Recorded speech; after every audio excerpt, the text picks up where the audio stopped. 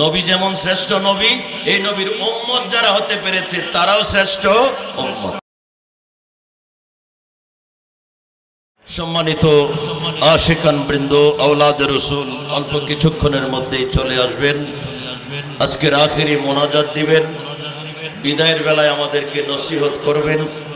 আমরা যেন সেই নসিহতগুলো পালন করে তরিকায়ে মেজবান্ডারিয়ার দেখানো পথ মতে আমাদেরকে যাতে চলার তৌফিক দান করে, সবাই বলি আমিন।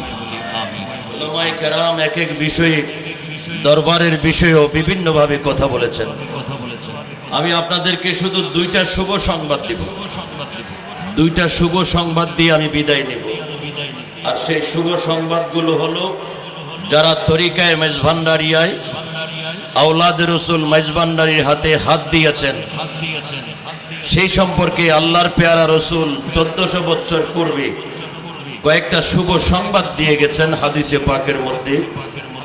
আমি সেই শুভ সংবাদগুলো আপনাদের খেদমতে পেশ করে আমি বিদায় নেব। আমরা সারা বাংলাদেশে এমন কোন ডিস্ট্রিক্ট নাই আমরা যাই না, এমন কোন ডিস্ট্রিক্ট নাই বাংলাদেশের, থানা, ইউনিয়ন, গ্রাম নাই যেখানে অন্তত একজন হলেও মেজবান্ডারি আছে না নাই। সে হিসেবে বাংলার প্রত্যন্ত অঞ্চলে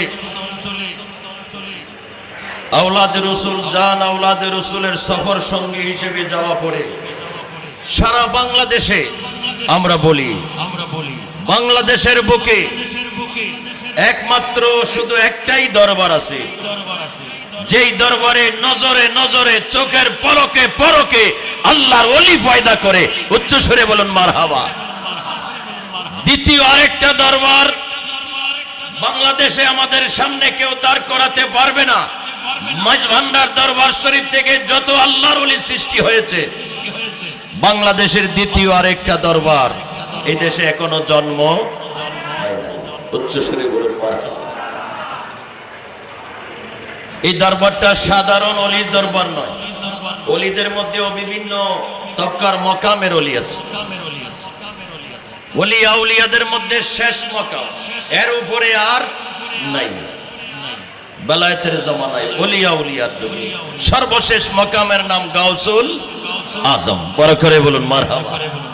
তাইলে আমরা এমন একটা দরবারে আসার নসিব হয়েছে, এমন একজন পীরের হাতে হাত দেওয়ার নসিব হয়েছে, যিনি শুধু ওলি নয়, ওলি বানায়, শুধু ওলি হয়ে ওলি বানায় ক্ষান্ত নয়, উনি সারা পৃথিবীর মধ্যে যত ওলি আবদাল আছে সকল ওলি আবদালের সরদার গাউসুল আজম।